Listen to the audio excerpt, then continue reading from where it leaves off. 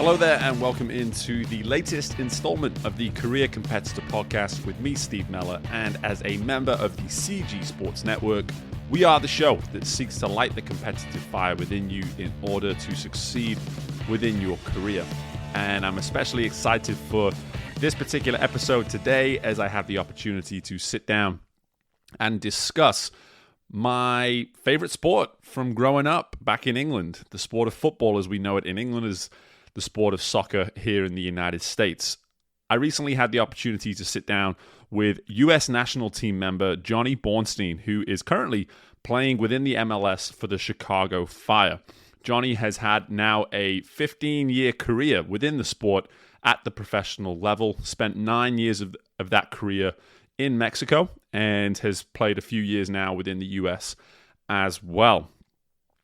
Something that I definitely encourage everybody to be paying attention to within this episode is the trials and tribulations that Jonny has had to go through at times on a more personal level in order to get to the point in his career where he's so comfortable with the individual that he is that it actually allowed him to achieve a more optimal level in his professional performance as a competitor within the sport of soccer. So it's just a really insightful, and I'm very appreciative as well for Jonny's willingness to provide some candid perspective on his career and his personal life as well, in order for us to really get to the bottom of the competitor that Jonny is. And so I'm just very excited to be bringing this episode to you.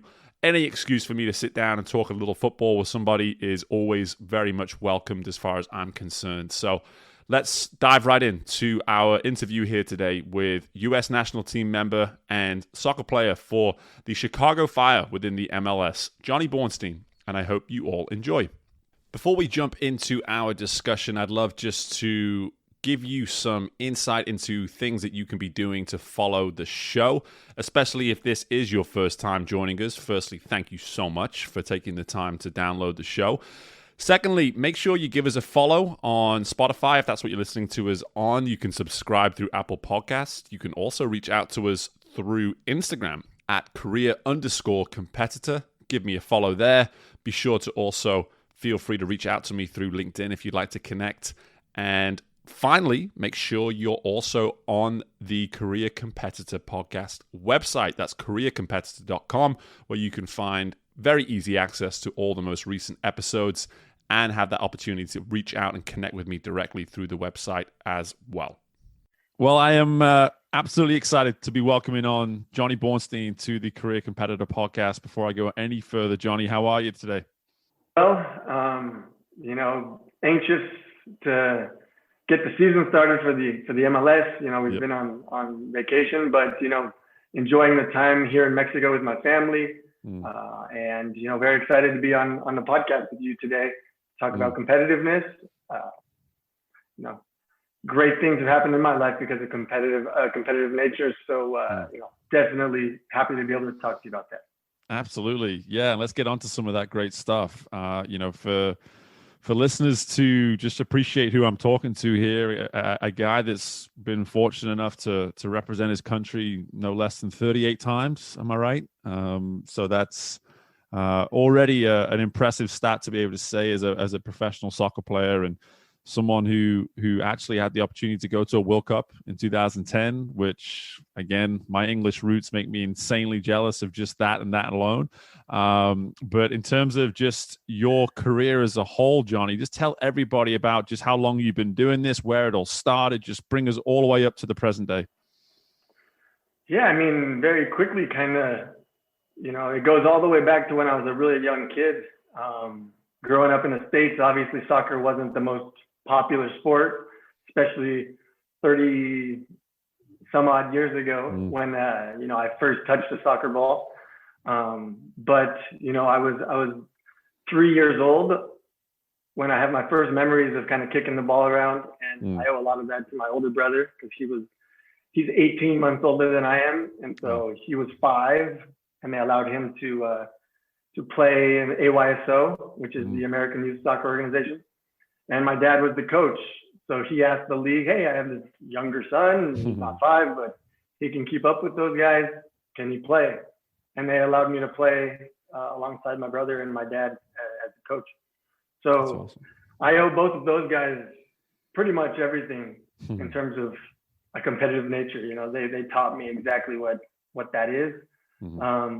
But very quickly, you know, I started when I was 3. Fast forward to high school, you know, had a very successful high school career in Los Alamitos High School in Southern California. You know, we won a CIF championship. And then from there, I continued playing at a competitive level, going to Cal Poly Pomona for 2 years, which is a Division II school, before transferring to UCLA, which is Division I, you know, top-notch soccer school.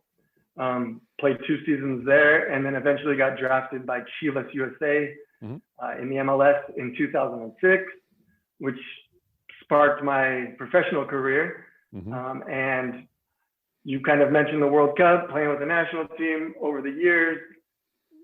Fast forward to today, where I'm back in the MLS after having left to play in Mexico for almost a decade, and a stint in Israel for a little bit, and my return back to the MLS. But so now it's going on. I think this will be my 16th season or 15th season, 15th year playing, and I'm just trying to keep this ride going as long as I can. To be honest.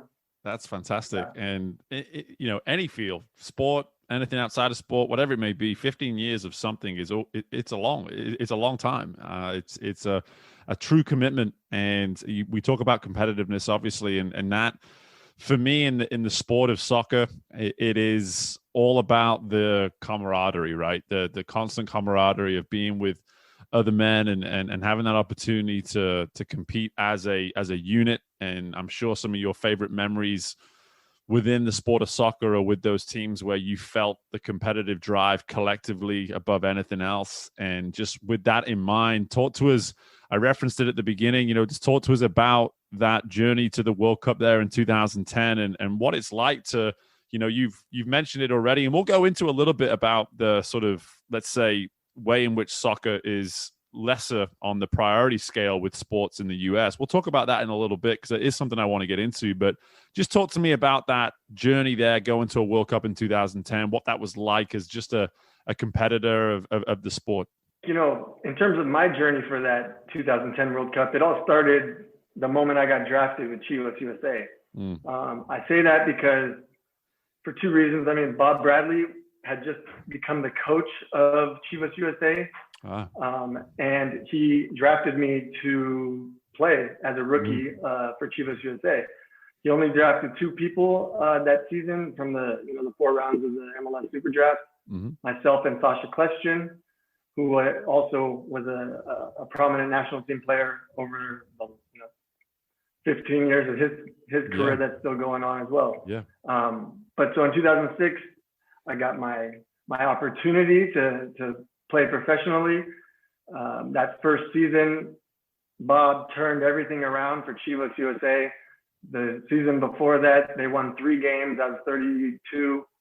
And then when he took it over, added a lot of American talent, guys with experience, a lot of new young faces, myself included. And we qualified for the playoffs. Bob got Coach of the Year. I won Rookie of the Year. And then fast forward to January of the next 2007, Bob is now the national team coach. And I get my first call up.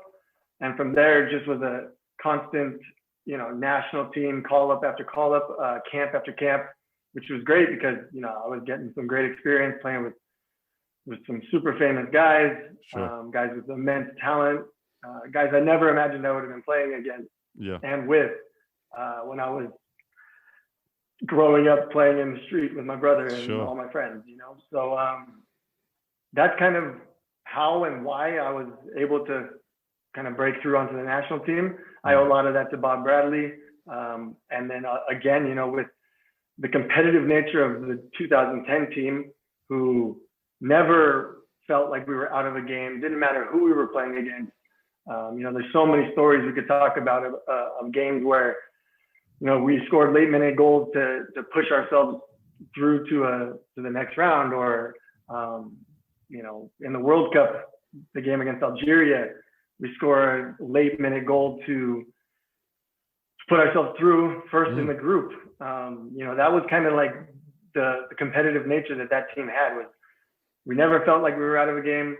We didn't matter the score. We were going to fight until the very end, and no one was going to be able to take anything away from us at any moment. So I think a lot of that came from Bob. He built this culture around the team of competing on a daily basis, trying to get better every single training session. If you're not trying to get better, then you should just like step off the field and retire, because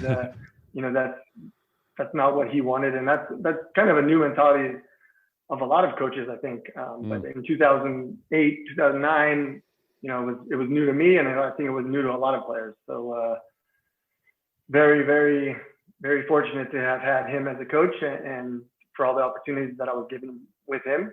And then for myself, the whole process was just always just a dream come true, because like I said before, I never really growing up considered playing professional soccer. It was always something I liked to do, but I was always studying to be a professional in the business world, or maybe become a teacher, or something. I just didn't think that playing professional soccer was an avenue that was viable for me. That all changed when I arrived at UCLA. But before that, it was like there were a lot of other better players who probably were going to make it. Sure. And I was just going to say, I was going to say something there, is that I think so many times when I hear these types of stories where someone is just so dialed into and it sounds funny to use a term like dialed in, but to say you were so dialed into the fact that you weren't going to be a professional soccer player, that it almost took you out of that everyday, maybe pressure vacuum that people can sometimes put on themselves when all of their being is going into pursuing this one thing. Do you find that looking back now, it was almost a good thing for you that you weren't so insistent on this being your career, that it was always something that, hey, you know what, I'm just going to keep going one level at a time, and when I get to that level, I'm going to try and get, talk me through that. I've talked about in other interviews and stuff about how I always flew under the radar. I was always on good teams. I was always playing with good players, but just never being noticed in the way that I felt I should be. Which also I feel like is what drove me. It drove me to prove people wrong. It drove me to become better than my teammates, even though I may not have started out better, or better, even close to their level. I can easily just walk you through my club career, which club soccer in the United States, I don't even know if it's very popular anymore, but at the time when I was growing up, it was either you played AYSO and then you advanced to club level soccer, and within the club scene there was silver teams, gold teams, and premier teams. And up until U15, I was playing in a silver elite team because I really, economic situation with my parents. My dad was always working. I didn't have a ride to practices, like a lot of factors, So then when I got my license, that all changed. I went and tried out for the best Premier League club team, which was the Irvine Strikers. One of my high school teammates, really good friends, my brother's best friend growing up, he played for the Irvine Strikers, but the U17s, I was going to be trying out for the U16. So basically went, got the tryout, made the team, and then it was like, okay, everything just started at a new level, moving up in levels, like you said, every single step of the way was what kind of gave me the drive to get better, to beat out those guys who now I'm joining, and they're better than me, but I can become better than them. And so that was kind of how I grew up too. Because I had to be like that because of my older brother and all of his friends. My dad always pinning my brother and I against each other, playing one-on-one, two-hand touch football, where he would be the quarterback and my brother and I would just play offense defense. I always had to keep up with him. My brother and I would play one-on-one basketball almost every single day after school from like 4th grade until 7th grade. And we would play to 100 by twos. Jeez. and literally play one after another. Wow. Yeah. So, I mean, lots of chances in my life where I needed to be competitive and have that drive to keep going, but it was also something I cherished. I wouldn't trade those moments for the world. Right. Clearly, you're someone who has been very comfortable making things happen for yourself over the years. And I think that is funnily enough, I would say that's a very 2020, 2021 thing, because I think we live in an era now where here I am with heading into almost my about 2.5 years now into this podcast. And, something I started for myself, something I did for myself. And I think we live in a world now where you have the opportunity to do things for yourself as a competitor, whether it is podcasting, whether it is something else. And here you were back in 2004, 2005, literally taking your career in your own hands and saying, this is what I want to get from my career. So I'm going to go ahead and do it, whether it's sneaking into meetings that were for parents only, or, obviously having those opportunities to head over to a prestigious program like UCLA and then get drafted. I think clearly flying under the radar, yes, but while you're under the radar, you had those intentions of getting to the next level, and you took control and took ownership of that. And I think when you become a professional then, and you're suddenly at this level, and you're at things like a World Cup in 2010, whatever it may be, I think those traits are what are going to allow you to then be successful at the highest level once you get there, is that you're so used and it's so ingrained in you to do things that way. When you have a coach like Bob Bradley turn around and say, Johnny, I want it done this way, you don't need that message probably being repeated again, because that's who you are. That's your DNA by that point of your career.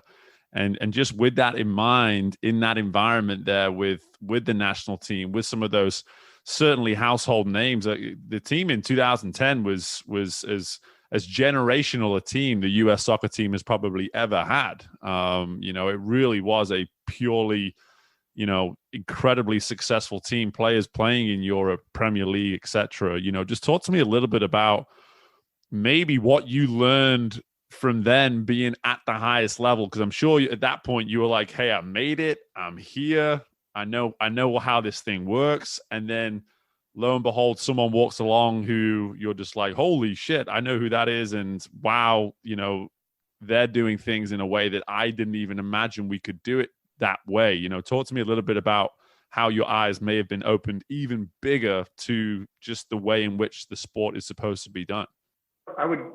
I would say, arriving at the professional ranks in 2006 was that eye opener. But then playing on the national team, that first year in 2007, the January camp is a lot of new faces always.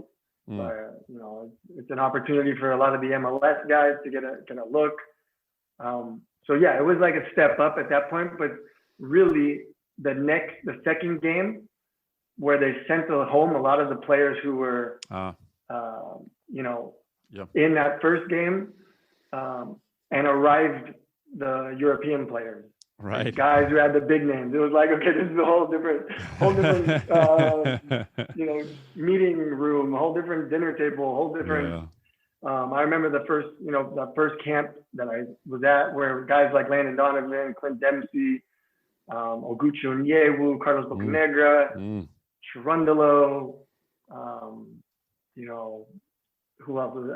Tim Howard. Sure. Those guys arrived, and it was a whole another level. I mean, I had only been communicating and learning from guys who were in the MLS, and now I was learning from guys who were in quality teams in Europe, playing at the best level in Champions and in Europa League.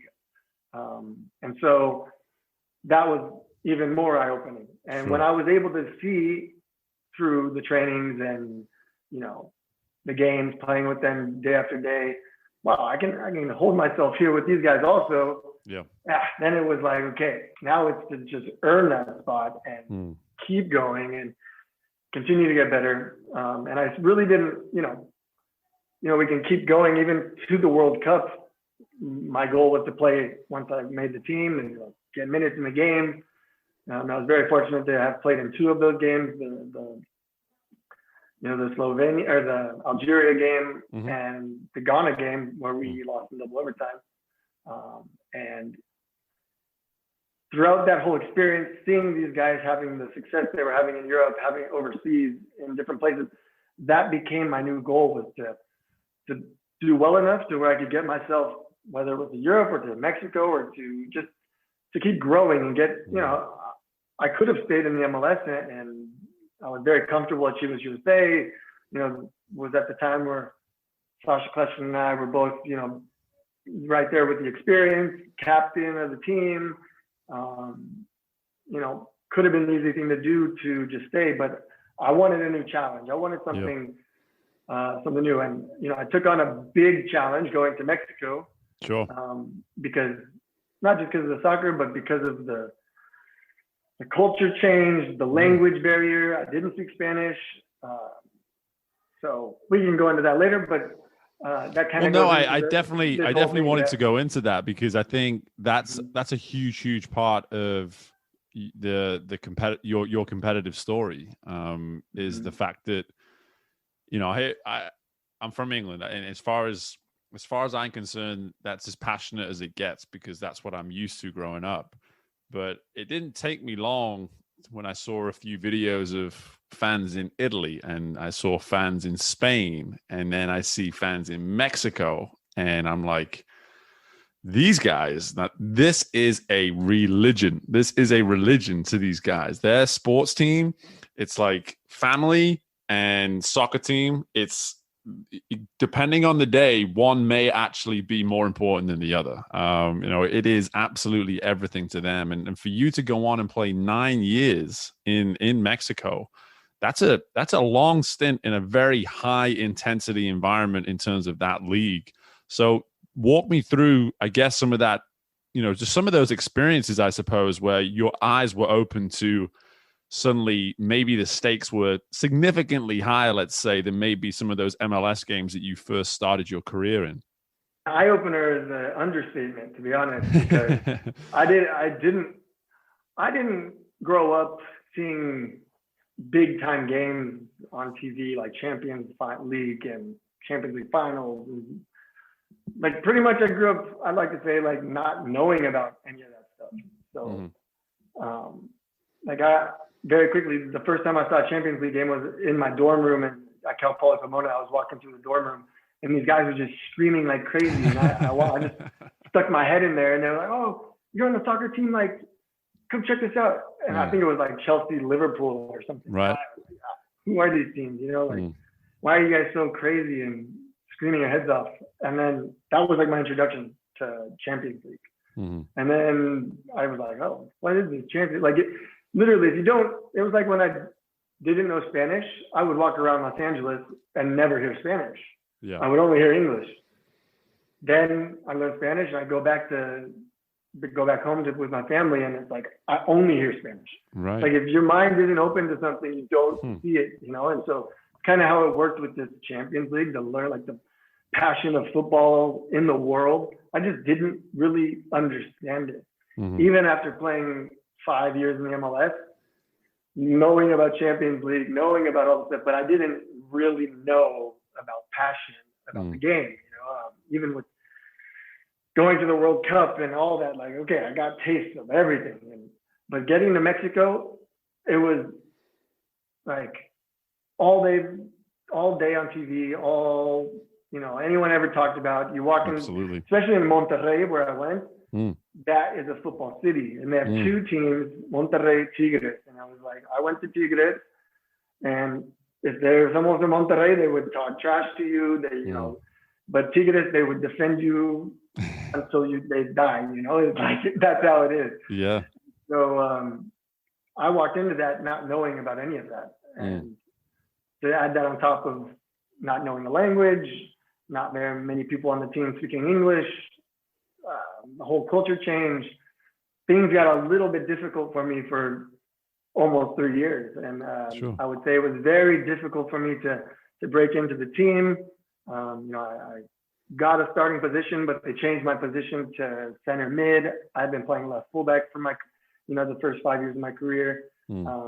I can honestly say like I wasn't doing enough in terms of performance and in terms of what is it, like, results. And so very quickly I got put on the bench. I trained extremely hard. I tried fighting for that position, but just I couldn't do it. And for 3 years I kind of was stuck at Tigres. Tried to go on loan a few times, but just couldn't find the right situation. There were some tough 3 years where I wasn't playing. I think I played maybe 11 games in 3 years, and where I was coming from a league where I was used to being the starter every game, being on a national team. I stopped getting my national team call-ups because I wasn't playing in my domestic league. So things got hard, and to be able to say like I'm still doing it after going through what I did for those 3 years, there were times where I'm like, oh, I'm done with soccer. If I can't find a new team right now, I'm done. One thing listening to you talk about all of these things, and that sort of, for me, is something that we maybe don't talk enough about on this show, is when we're also driven towards whatever this career may be that we're working towards, and obviously competing at the highest levels within our respective worlds. But so often it's these pieces outside of that particular world that when they're in place, it actually allows us to streamline everything so beautifully in this other area that we are obviously so passionate about. And like you said, you spent 3.5 years, banging your head against a wall, wishing that you had opportunities, etc. And during that time, it sounds like all these other pieces in your life weren't necessarily there either, and you weren't necessarily comfortable with those things. And suddenly those pieces fall into place, the right opportunity comes your way, and all of this effort that you had to once apply, it sounds like all that effort almost disappeared and everything became seamless and just kind of simple. Would you agree? Agree. I think the way you stated it right now is top notch. It was exactly, if I couldn't have said it better myself. Definitely in those 3.5 years where nothing was in place. I was a lost soul. I haven't even used that term before. Like I was just floating through life, trying to grab like whatever bit of success I could, but I was very, very far away and I couldn't grab anything. Kind of when I let go, one of the biggest changes was meeting my wife. Sure. She turned me around. They have that thing, behind every great man is a better woman, a greater woman. That is my case for sure. She helped get my life back on track, my career back on track. I owe so much of what I have now to her, and what we've now built together. We like to say, separate, we're both strong people, but together, we're unstoppable. We're so much stronger than 1 + 1 is 2. Obviously 1 + 1 is 3 when you have them together. Yeah. So no, definitely grateful for that. And yeah, when you get all of those pieces together, it's so important for a soccer player to be sleeping well, to be eating well, to be training well. All of those things in my first 3 years in Mexico just kept slipping away from me. I wasn't trying to eat well, but I was living by myself, and I like cooking, but any single guy knows it's like the hardest thing to cook for yourself, especially when you're 25, 26 years old, and it's not easy. So, having someone who really cares about you and wants to see you doing all the right things, it makes it a lot easier.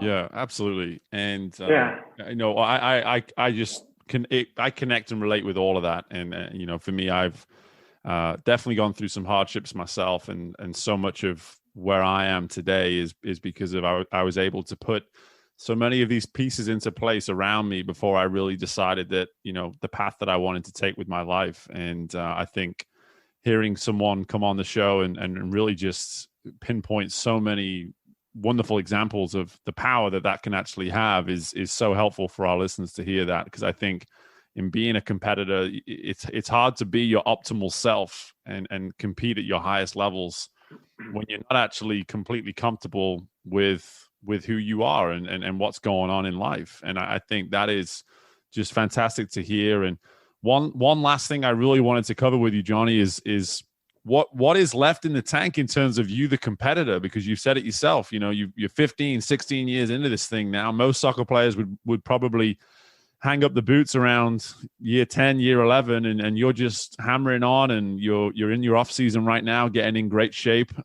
Just talk to me a little bit about what the rest of your career is going to be fueled by. What is it you still want to achieve? Yeah, no, I mean, nowadays I have the best motivation ever. I have my wife and my two little girls who depend on me, and they look up to me. And so I use them as my ultimate motivation to just keep going in this game. I am the oldest player on my team right now, but I like to think that, I'm up there competing with all the guys in the running drills, the youngest of them. So all of that together, my motivation with my family, is what has given me my new drive to play until I'm at least 40. That's like my new goal. Awesome. I'm 36 right now, and obviously 4 more seasons would be amazing. My body feels great.